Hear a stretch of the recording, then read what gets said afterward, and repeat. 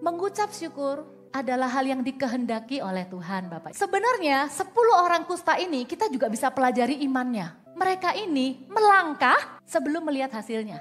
Dari setiap masalah, apa sih yang diharapkan iblis dari setiap masalah yang terjadi di hidup kita? Kita berbalik kecewa kepada Tuhan. Tapi waktu kita mengucap syukur, kita seperti sedang mendeklarasikan kepada iblis. Jangan terlalu sibuk dengan apa yang kita kerjakan, sampai kita lupa mensyukuri hal kecil apa yang Tuhan tuh sudah berikan.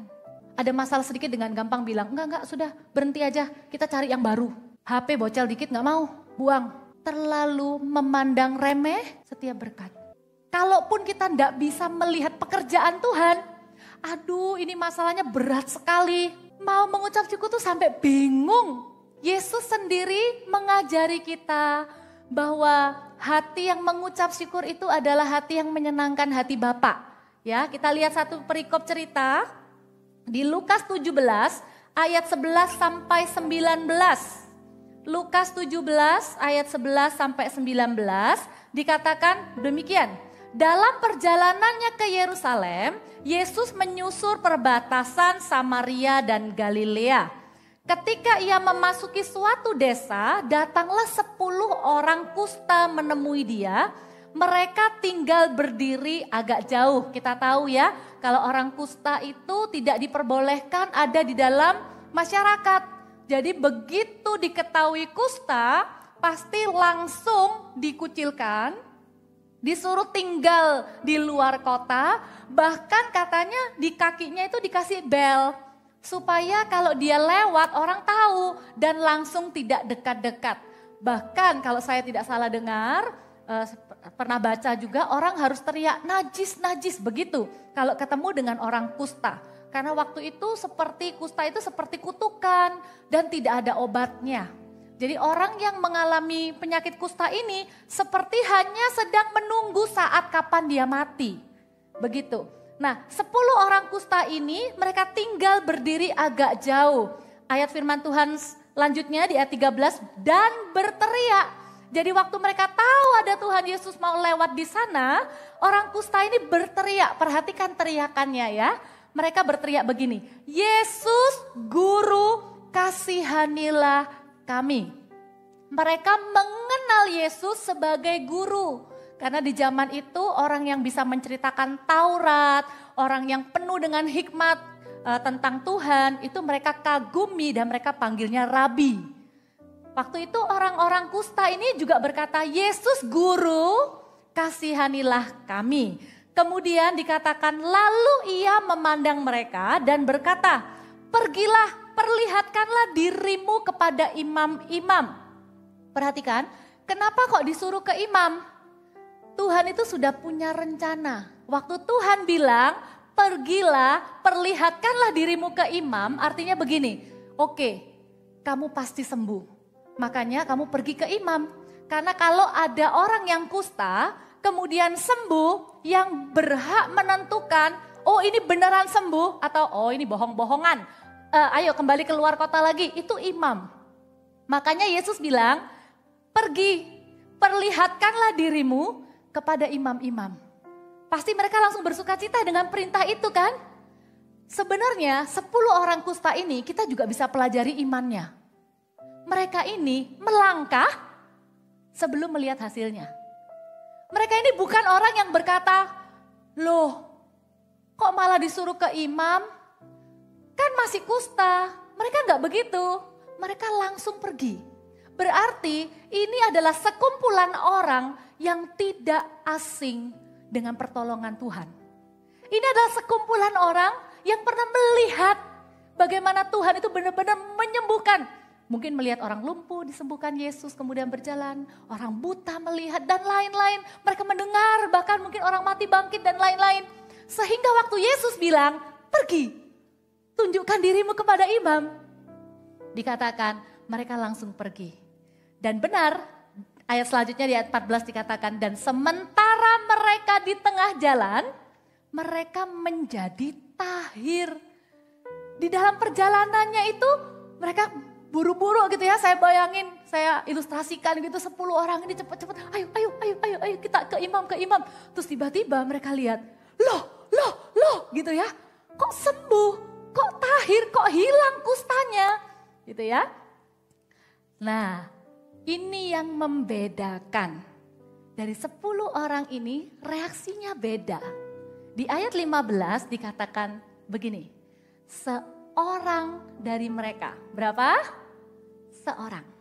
Seorang dari mereka ketika melihat bahwa ia telah sembuh, perhatikan firman Tuhan katakan, kembali sambil memuliakan Allah dengan suara nyaring, lalu tersungkur di depan kaki Yesus dan mengucap syukur kepadanya.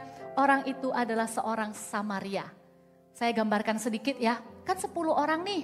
Sudah, kemudian semuanya teriak, weh sembuh loh, di tanganku hilang loh, di kakiku juga hilang. Kamu gimana? Kamu gimana? Heboh gitu ya. Iya loh, ternyata 10-10-nya sembuh. Pasti yang lain akan bilang begini, ayo segera kita ke imam. Kenapa? Sudah kangen sama keluarganya. Sudah kangen pengen cepet-cepet peluk anaknya. Mungkin sudah bertahun-tahun gak pernah deket sama keluarganya. Ayo cepet-cepet ke imam.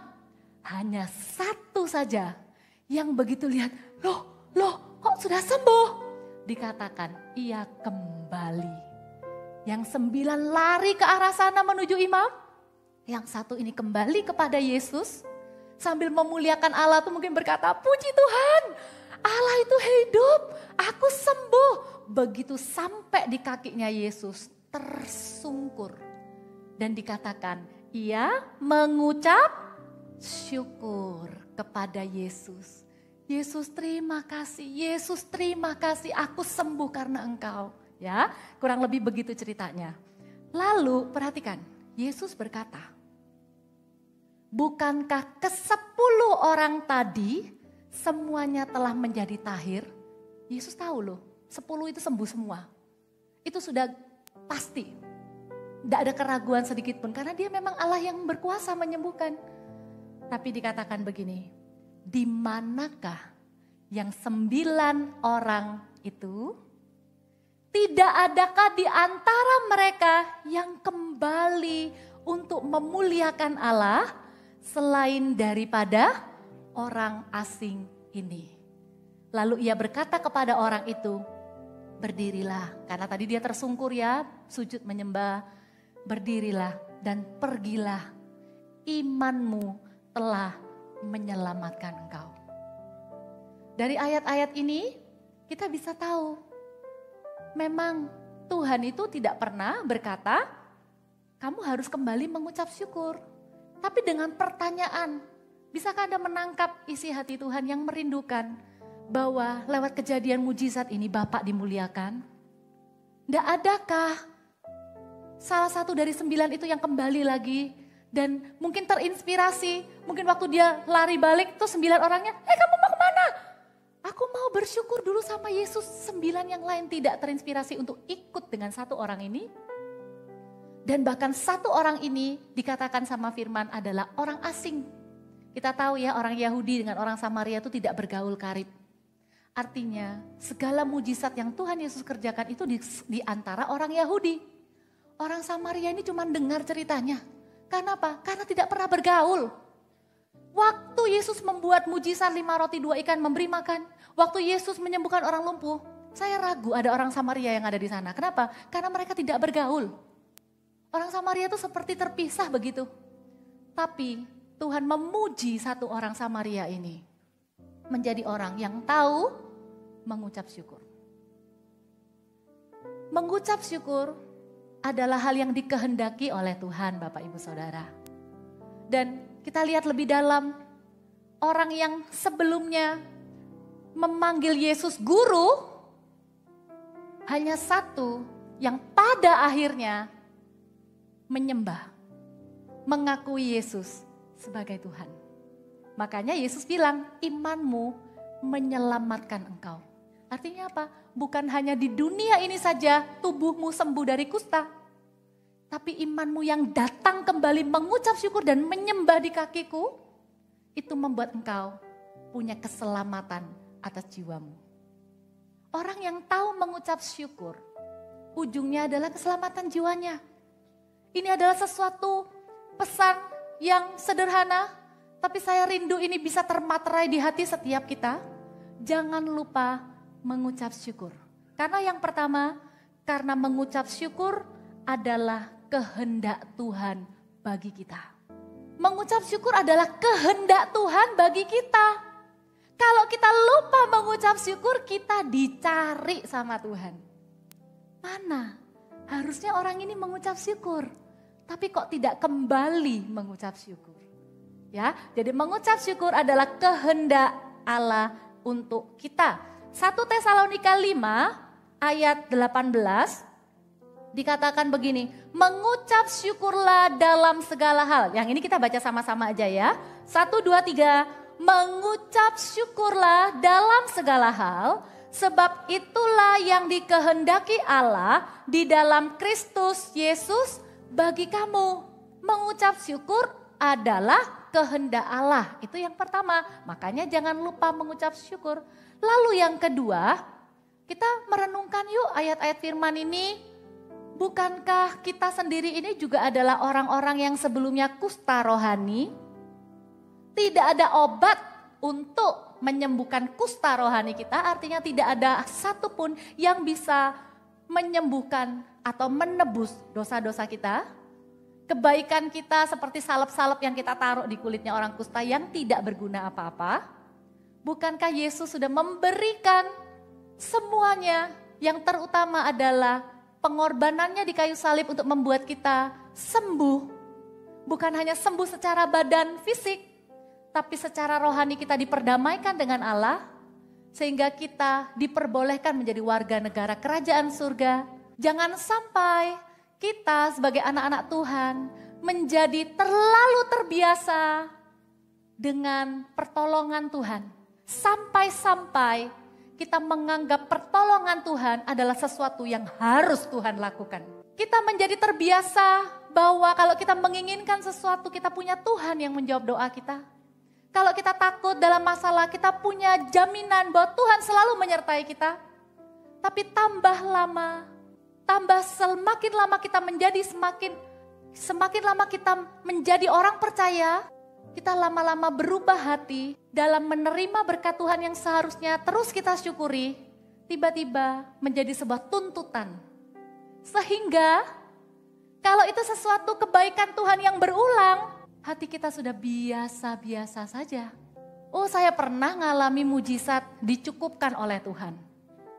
Waktu pertama kali ngalami mujizat dicukupkan oleh Tuhan, hati kita melimpah dengan ucapan syukur. Oh Tuhan, saya mengenal Engkau sebagai Allah yang menyediakan. Tapi begitu kedua kali Allah mencukupkan lagi, kita mulai, oh ya terima kasih Tuhan. Sudah tidak dengan hati yang sebersyukur yang pertama. Lalu kemudian waktu ketiga kalinya Tuhan menyediakan lagi bagi kita.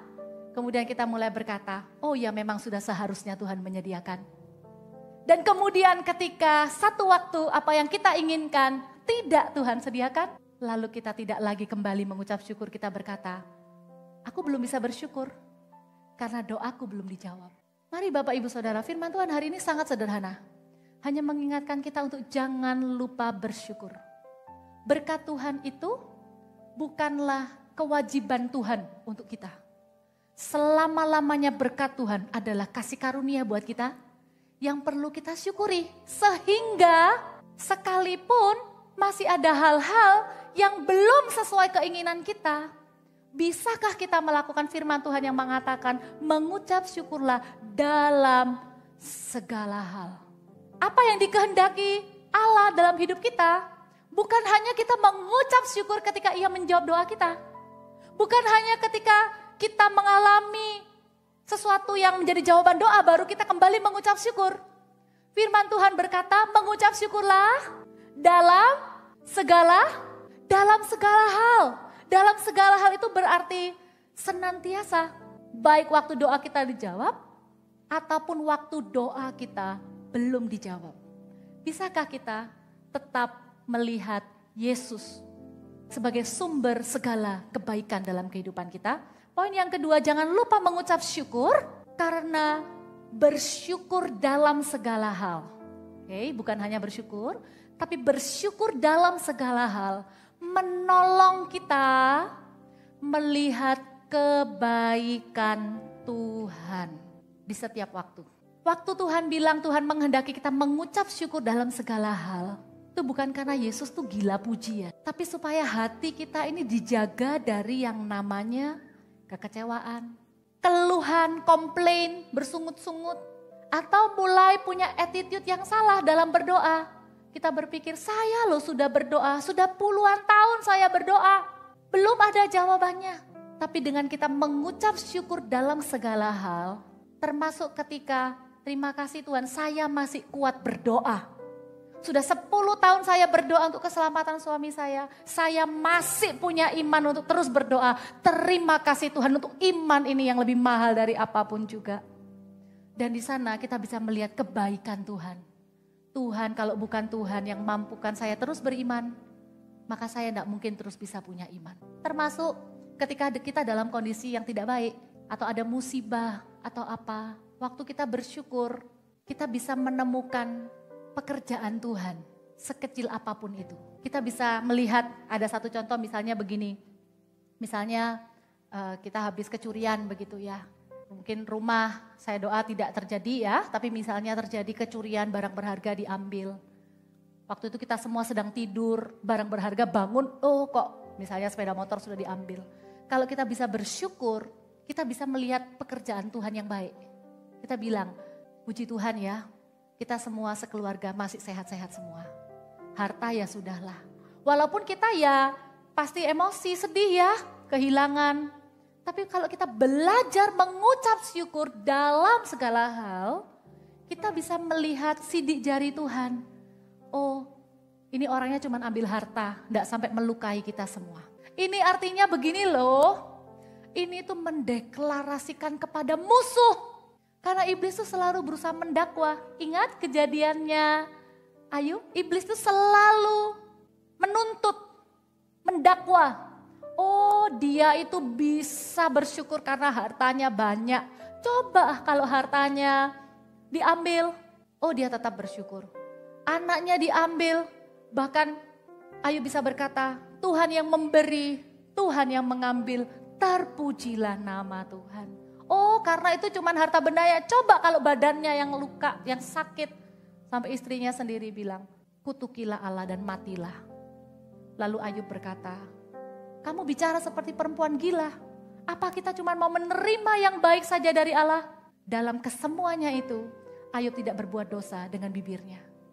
Saya bisa bayangkan betapa bangganya Tuhan ketika melihat iblis yang berusaha mengambil kesempatan dari setiap masalah. Apa sih yang diharapkan iblis dari setiap masalah yang terjadi di hidup kita? Kita berbalik kecewa kepada Tuhan. Tapi waktu kita mengucap syukur, kita seperti sedang mendeklarasikan kepada iblis. Memang hartaku hilang, tapi aku tetap mengucap syukur. Karena aku dan keluargaku semuanya baik-baik saja. Waktu kita lakukan itu, iblis tidak punya kekuatan apa-apa. Iblis tidak punya pijakan kakinya di hidup kita. Kemudian mencuri hal-hal yang lain. Ucapan syukur adalah penjagaan yang sempurna di hidup kita. Bukan hanya positive thinking. Kalaupun kita tidak bisa melihat pekerjaan Tuhan, aduh ini masalahnya berat sekali. Mau mengucap syukur tuh sampai bingung. Mau mengucap syukur tuh pekerjaan Tuhan apa? Kalau tadi itu mungkin ya, oh iya hartanya tapi anaknya sehat. Lah ini benar-benar semuanya habis sampai anak istrinya juga habis. Mau ngomong apa? Pekerjaan baik apa? Kebaikan apa yang bisa dilihat? Kalaupun kita tidak bisa mengucap syukur untuk pekerjaan Tuhan, pilihlah untuk tetap mengucap syukur atas pribadi Tuhan. Bahwa selama-lamanya dia tetap Allah yang baik. Selama-lamanya dia tetap Allah yang baik. Waktu kita bisa sampai di level itu untuk mengucap syukur, maka tidak ada ruang bagi iblis mengambil keuntungan lewat apapun yang terjadi dalam kehidupan kita. Amin. Ya, mengucap syukur dalam segala hal menolong kita melihat kebaikan Tuhan. Entah itu pekerjaannya ataupun pribadinya. Saya tahu ada masa-masa di mana mengucap syukur itu indah karena kita benar-benar mengalami sukacita. Bersyukur tuh jadi begitu spontan seperti orang kusta tadi. Tapi ada kalanya mengucap syukur itu menjadi sebuah korban syukur. Di mana kita ini mengorbankan perasaan kita sendiri hanya untuk mengucap syukur. Maka itu dikatakan bukan lagi pujian atau ucapan syukur, tapi korban syukur yang kita naikkan kepada Tuhan. Percayalah Bapak Ibu Saudara, korban syukur kita itu baunya menyenangkan hati Tuhan. Amin. Ya, kita akan lihat lagi bahwa Yesus pun juga bersyukur. Di poin yang ketiga ini, jangan lupa bersyukur. Yang pertama, mengucap syukur adalah kehendak Tuhan bagi kita. Yang kedua, mengucap syukur dalam segala hal menolong kita melihat kebaikan Tuhan. Yang ketiga, mengucap syukur adalah pintu mujizat. Yesus yang mengajarkannya kepada kita. Kita buka sama-sama di Yohanes 6 ayat 9 sampai 12. Ini adalah mujizat 5 roti 2 ikan. Yesus bersyukur. Ya, kita lihat sama-sama. Yohanes 6 ayat 9 sampai 12.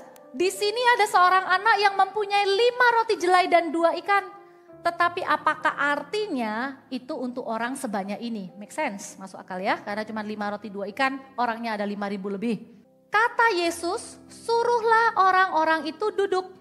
Adapun di tempat itu banyak rumput. Maka duduklah orang-orang itu kira-kira 5.000 laki-laki banyaknya.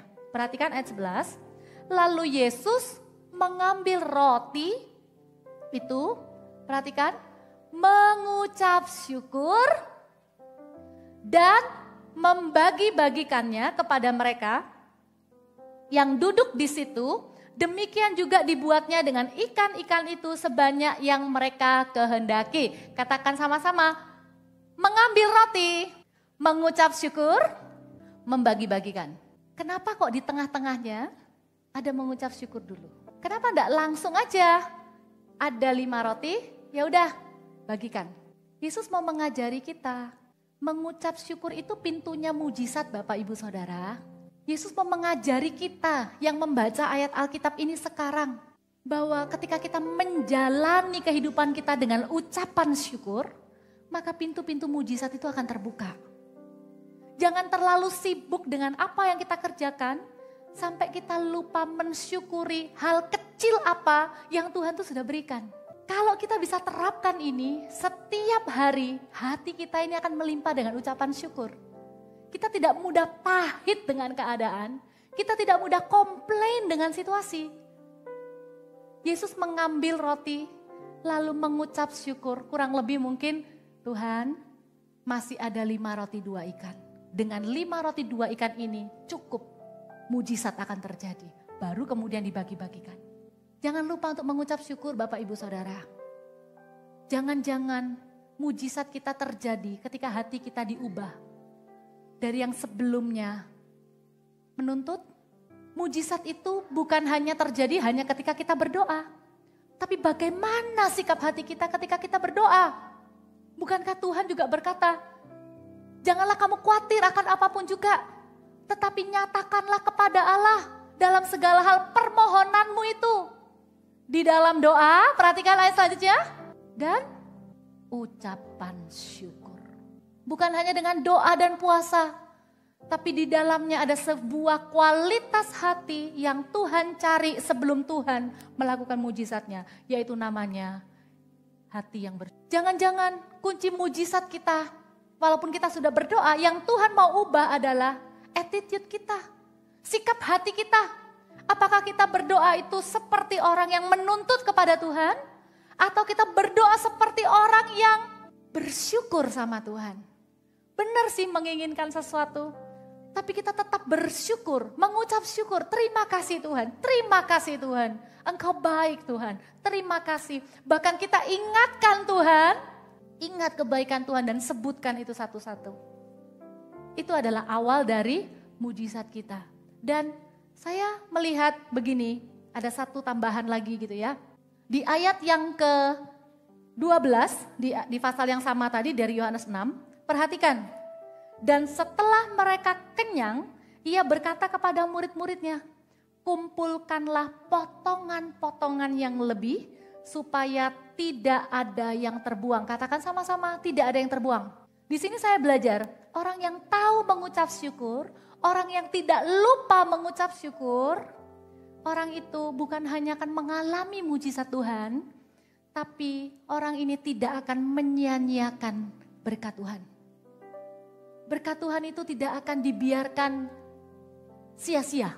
Tapi ketika mujizat sudah terjadi, roti sudah melimpah, ikan sudah melimpah, orang yang tahu mengucap syukur itu tidak akan punya hati begini, masih banyak, udah buang aja, udah gak usah diurus, ayo kita move on ke selanjutnya. Tapi orang yang tahu mengucap syukur tuh enggak mau melihat, itu kan berkat Tuhan, ayo kumpulkan, supaya jangan ada yang terbuang. Bisa nangkep hati Tuhan di sini. Di sini saya mendorong, kita juga mengajari anak-anak kita untuk tahu berterima kasih. Salah satu ciri-ciri manusia di akhir zaman, orang-orang pada akhir zaman, itu bukan hanya tidak mempedulikan agama, dikatakan juga tidak tahu berterima kasih. Saya tidak tahu kapan saya juga akan ajarkan ini ke anak-anak. Doa kepada Tuhan itu bukan tuntutan. Dan kita juga ajarkan kepada anak-anak kita untuk mereka tahu berterima kasih. Sehingga mereka tidak akan dengan mudah menyia-nyiakan berkat yang mereka terima. Jangan gampang. Seperti misalnya kita belikan mereka sesuatu. Kalau anak kita ini sangat menggampangkan, dapat barang gampang rusak. Dikasih sama omanya, mungkin dituangin susu. Tidak ada ngomong terima kasihnya. Ayo kita ajarin. Itu simple, tapi itu berarti. Anak yang dididik tahu bahwa semuanya adalah kebaikan Tuhan. Semuanya adalah berkat Tuhan. Anak ini tidak akan menyia-nyiakan berkat. Berapa banyak yang dapat kesempatan masuk sekolah yang terbaik. Dapat kesempatan les, bahkan dapat kesempatan beasiswa. Kalau mereka tidak menerimanya sebagai berkat Tuhan, oh itu karena koneksi papa mama, oh karena papa mama mampu. Kalau attitude itu tidak ada pada muda-mudi kita dan anak-anak kita, jangan kaget kalau mereka dengan gampang drop out. Ada masalah sedikit dengan gampang bilang, enggak sudah berhenti aja, kita cari yang baru.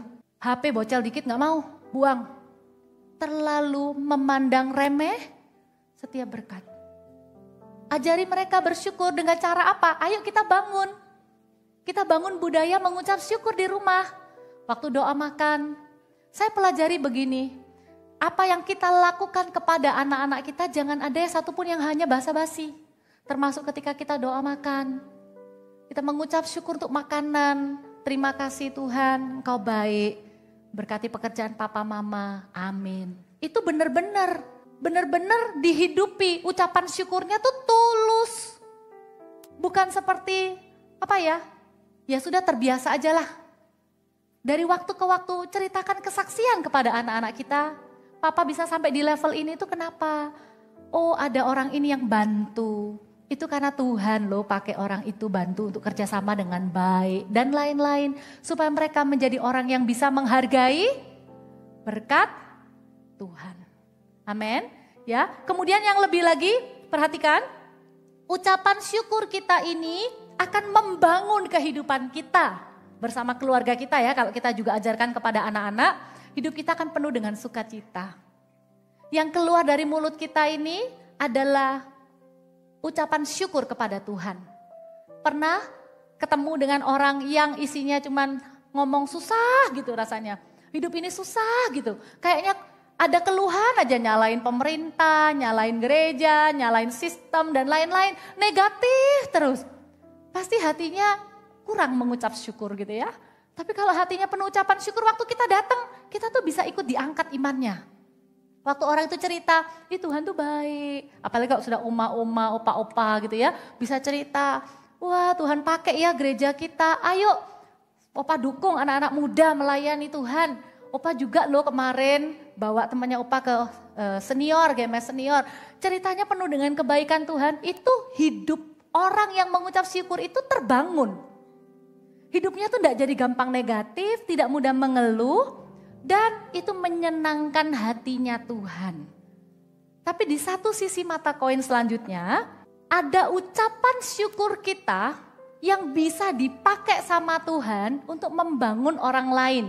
Makanya di kitab Perjanjian Baru, itu kita mulai melihat satu teladan yang mungkin jarang kita temui di Perjanjian Lama. yaitu pemimpin-pemimpin rohani yang mulai mengucap syukur kepada Tuhan untuk orang-orang di sekitarnya. Salah satunya adalah Paulus. Kita lihat ya di Filipi 1 ayat 3. Filipi 1 ayat 3 berkata begini, kita baca sama-sama lagi ya, Filipi 1 ayat 3. 1, 2, 3. Aku mengucap syukur kepada Allahku setiap kali aku mengingat kamu.